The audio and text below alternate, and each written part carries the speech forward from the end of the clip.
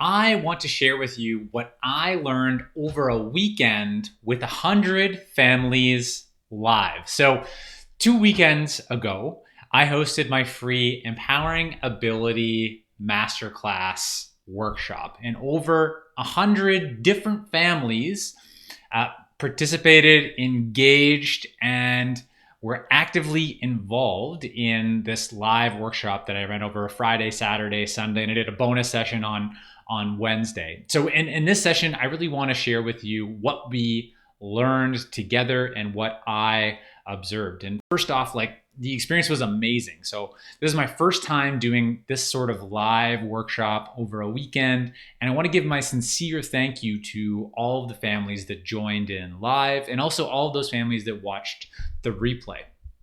And throughout those 4 live broadcasts, there were over 2,000 comments. And I've just got around to really going back and rereading all of them because I didn't catch them all as we were live. So as I was reviewing the workshop and reviewing those comments, there was really some important things that I learned, and actually that we learned together, that I just want to reflect back and share with you, because I think they're really essential for you as you support your loved one to live an awesome, ordinary life. And that's what the free workshop was all really about: how to support our loved one to live an awesome, ordinary life. So there's really 3 groups that these learnings fall into. So the first grouping here is that I think as families, we really don't know what's possible until we get out of our bubble. And what does that mean? I don't mean like our pandemic bubble of X number of people. I really mean like our immediate family bubble, right? Where we often become limited to the perspectives that we hold and the things that we've seen so far, maybe the things we've been told so far.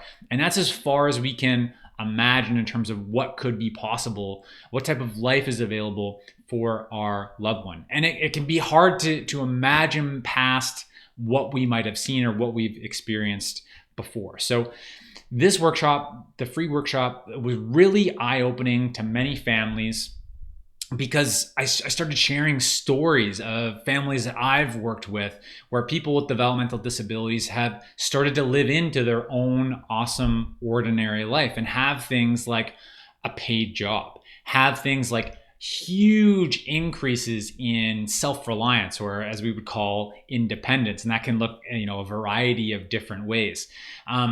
People with disabilities that have their own homes, right? And maybe it's not owning their own home, but maybe living in their own apartment or living with a roommate, gaining inclusive roles in their communities, right? And this, by sharing these stories and talking about these people with developmental disabilities, it started to give a lot more perspective in terms of what is possible. And that was really eye-opening, right? So we don't know what's possible until we get out of that family bubble, that inner bubble, right? And by doing this, we got everyone, families started really to think bigger and imagining an even better possible life with their loved one, an awesome, ordinary life, as I call it.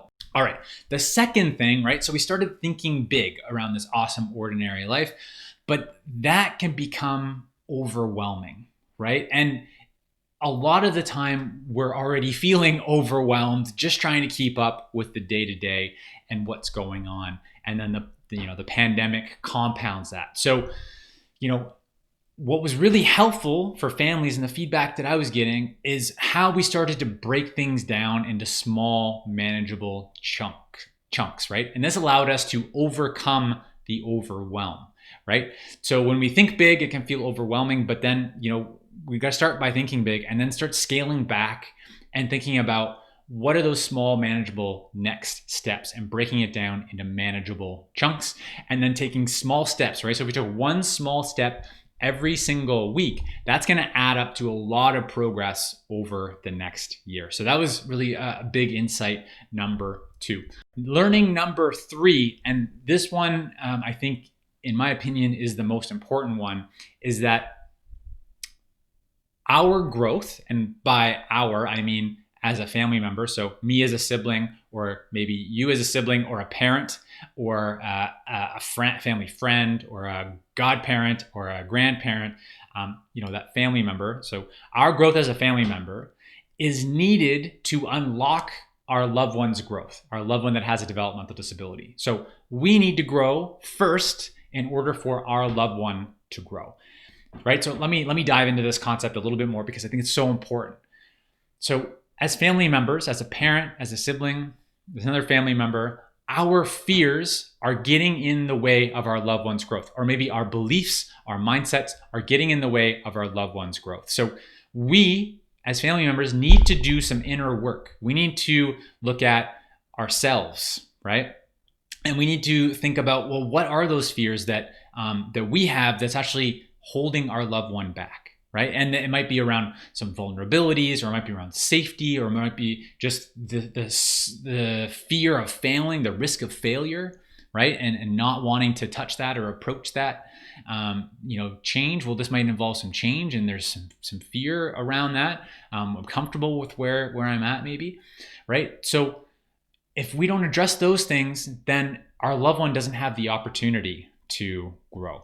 So, the vulnerabilities and safety and whatnot, those very well might be true, but we can safeguard against many of those things, right? But if our fear keeps us from taking maybe some managed risk or safeguarded risks, our family can never move forward. Our loved one can't move forward. So we need to grow as family members before our family member can grow. That unlocks the capability or the opportunity for our family member to grow. So those are really three key things, three key takeaways that I want to share with you that I think will be helpful for you to think about and to maybe take some action on with your family, with your loved one. And for those of you that are wanting to grow and wanting to help your family member to grow and maybe gain more of their own independence and self-reliance, I have created a guide to help you to do that. So I will share it in the blog, and as well, I'll put it below this video in YouTube.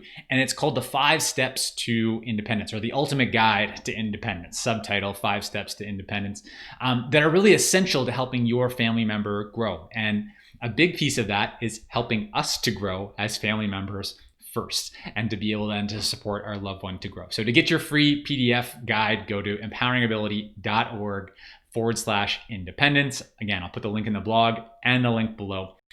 I'm Eric Gall. Together, let's take a step forward.